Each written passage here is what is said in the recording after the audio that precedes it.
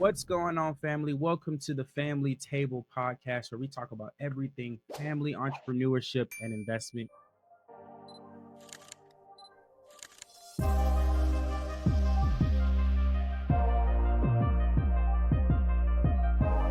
Thank you so much.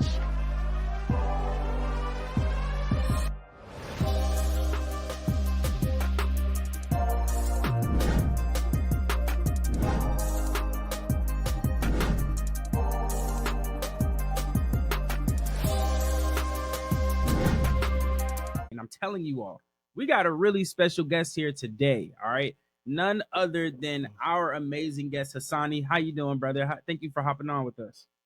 Yeah, no problem. No problem. Thank you for having me. I'm doing well. Excited to be here. Man, I'm glad that you came through, bro. I'm glad that you came through. Can you tell the audience though, like what exactly you do, how you serve people, how you help people out? Yes, indeed. So basically what I do is I specialize in showing people how to leverage their money so they can spend the same dollar twice. So many times we're faced with the thought of, do I pay off this debt or do I invest in this asset? And one of the things is now you don't, what if you didn't have to choose? Or should I keep saving or should I go invest in this asset over here? That's probably the most popular question I get. 2020 happened and the market crashed. How was the life insurance policies working at that time? Great question. So let's backtrack real quick. And the only reason why I want to do this because I don't want anybody to be confused when they go look for solutions after this episode. Dividend is more so of a whole life term, and the reason why is because the company's paying you dividends from their earnings, whereas you earn interest from an IUL from the market, right? Gotcha. And the interest is from the market is not participating in the stock market; it's mirroring the stock market, for lack of better terms. So both policies are going to earn interest. The question is, how do you want to go ahead and earn it? This is where the difference of an IUL and a whole life will come into play. We know that the stock market dropped. I think it was, so let's go off the S&P. Let's just say we know for sure it was double digit ratings where it dropped, if memory serves me correctly. But now, if you had a whole life, then you still had a guaranteed interest rate of, let's say, 2 to 3%, and then they pay dividends on top of it. With the IUL, there was no guarantee. With majority of IULs, you had no guarantee. With some of them, you had a minimum, and it was maybe like a 1% or something like that, right? Gotcha. Nonetheless, it was pennies on the dollar. And the risk that traditionalists will say is that with the IUL in 2020, you still had to pay insurance fees and things of that nature. Do you view your life insurance as a form of a savings account? Yes. Okay. So do you suggest, and this is not financial advice, right? But do you suggest that if someone were to, if they had a savings account in a piggy bank somewhere, that inflation would eat it up and they could lose the value of the money? Or do you suggest them to just put it in a life insurance policy? If you had a business and you walk in your business one day like undercover boss and you find out that one of your employees have been slacking off, they ain't been working, they ain't doing their job, what would you do? Fire them, right? Now from there, you're going to say, okay, who's somebody else that I could find that can actually get the job done, that could do what they need to do? Well, within that same regard, our money needs to get to work. Places that we park our money are essentially our employees, right? So if we park our money at the bank and they're paying you, let's say 1%, which we know is usually less than that in a traditional account. Well, nowadays, anyway, so here's my point. Let's say the bank pays you 0.001% to my knowledge. Right. Let's say the bank pays you 1%, but inflation is 2%. And for those of you who don't know what inflation is the Pac-Man of money. It eats away at the value of your dollar, right?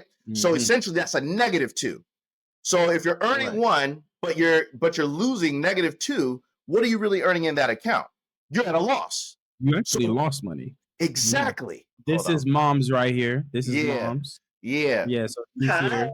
Can you explain the investment side, which I believe is the borrowing against the life insurance policy? Instead of saying I invest here and I can make more money here, it shouldn't be a battle in the either or. It should be an and or in addition. right? Correct. So what that Correct. means is, because here's what I know, a lot of people are parking their money in places and losing money in that time frame. So if you're going to park your money somewhere, let's park it where you get the biggest bang for your buck. Now, while it's parked, then you're going to borrow against it. Now, if you say you're good at stocks, then borrow against your insurance account, invest your tail off with the stocks. So the main thing I would say is, if you're good at stocks, well, then be good at stocks. Borrow against your money so that you can make your interest with stocks, but then you're earning interest in your insurance at the same time. There are companies that do conversions for term. Yes. What companies do conversions, and part two of that question is, what would you consider good companies for life insurance? From what I've seen, my experience, because I've been in the industry since December 2008, there's no type of company that will do conversions. You just have to ask. When it comes down to strategies, that's when it makes a difference whether it's a mutual company or a stock company. But as far as making sure it's a good company, you want to check the ratings. What would you suggest an average family, let's say 4 people, in regards to insurance policies and in that regards? So I'm glad you asked that, because I wanted to make sure I addressed this before I left, especially with your guys' brand and what you guys represent. Dr. Mama, I was talking about how y'all did well at InvestFest, so I want to make sure I tell you that too. You guys are very memorable. Definitely appreciate what you guys stand for. So what I would say is, let's say the family makes $200,000 together as a family. So 100 to the wife, 100 to the husband, and because that's definitely possible these days. And of course, you have 2 kids, so that's 200,000 per spouse, not including student loans and everything else like that. You said that. You know how, I believe it was the Rockefellers that did this, right? Where Yes. each person that was born, they would purchase a term life insurance policy for the newborn. Can you explain that for people who are unaware? Because you kind of like to it. So the book is called "What Would the Rockefellers Do?" And you can get a insurance policy for a baby as young as 2 weeks old. Mm-hmm. So I talk to people about infinite banking and family banking, but you could also copy that concept or that idea with a trust, because you could create bylaws within the trust as far as how the money's supposed to be spent. Let's say that you contribute X amount of dollars to the trust and you have life insurance. So when that money goes back into, or when that money goes into the trust because I pass away, well, my kids know the only way they're going to get that money is for real estate or business. And if they're going to get it for business, they have to know how to read the terms and present it to the board, which is the rest of the family. And then it's majority vote that says yay or nay. And then they don't just get the cash, they get it as a loan, and they got to pay that money back. I can tell you this, Warren Buffett's portfolio drastically expanded once he acquired an insurance company. Expanded. Like that's when his money took off, because he talks about cash cows. Insurance companies are cash cows, because let's talk about term. Did you know that only 2% of term policies pay out? 2%. 2%? 2%. 98% of people outlive their term policies. So a lot of people say, oh, whole life and IULs are scams because it just makes the insurance company more money. No, it doesn't. Because in the first 2 years, the insurance companies need you to pay on that policy for at least 2 to 5 years for them to break even for the cost of them creating a policy and putting it out for you to get it. The money that they make is on a term policy, because the cost of maintenance is low and they're just receiving money. And most people don't die from it. So there it is. You know what? I feel like this episode is gonna go crazy. This episode gotta go crazy. If we talked about insurance and scams, there's another portion of it that insurance is truly a network marketing company because of the residuals that are paid from it.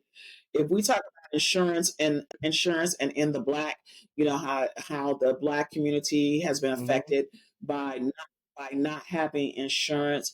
If we talked about if we talked about rich and insurance, we could talk about all the millionaires. There's so many different subjects when it comes to insurance. Let's talk about the investment. The investments that they force you to have. Okay, wait, so I'm investing and you're putting in some BS stocks that may not even grow. So there's a whole dynamics to this whole scam, because a lot of it, in my opinion, is a scam. So you're telling me, okay, I'm on my job and I'm going to invest, and wait a minute, I can't pull my money out. So if I lose my job, then I got to get some BS high premium insurance, when they was taking all this money. So there's so much. And if people just honestly understood, like I said, don't get me on my soapbox. Okay. I got you. What was happening was these companies knew about indexing strategies. They chose more expensive, for lack of better terms, let's just call it variable or risky stock, because they make more money on it. They do the IRAs as like the what is it? The ESAs, the educational savings accounts, and use it as the for your college, anything that's like education. Does that make sense? Like they try to make it where it's like the 401k thing again. You know what I'm saying? They're just trying to make, or the custodial IRA accounts, or it's the same concept. And here's my problem with it. It's not bad that somebody can make money and take on risk, but if the majority of the United States is a novice at best when it comes to stocks. So if they're a novice at best when it comes to stocks, they should have a safer option. That is just point blank, period.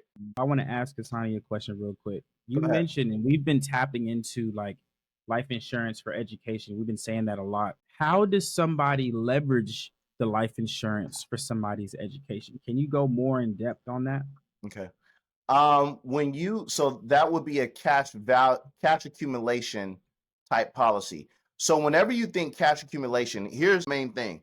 Whatever you think you know about insurance, throw it out the window. Because traditionally, what were we taught? Pay the least amount for the most death benefit, right? But for cash accumulation, it's the exact opposite. I want to pay the most for the least death benefit, right? So in other words, if I have a baby and I'm putting in $100 a month, that's great to start out with, but I want to look at the maximum I can put in that policy, and I want to put the maximum in as fast as possible to where I don't even have to fund it no more. And then it go ahead and it starts compounding on its own.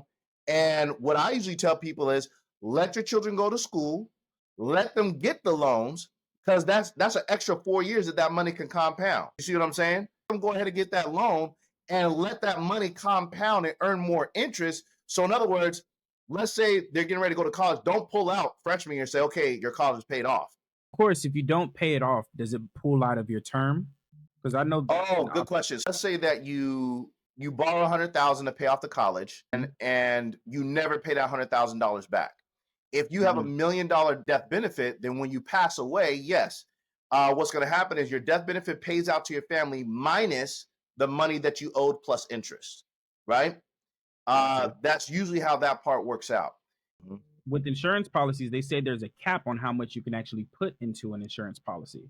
So can you explain that a little bit? Because you did say an X amount of money, max it out. So that's 100% customizable. Okay. And when I say it's 100% customizable, for example, we work with families where we have a tier program.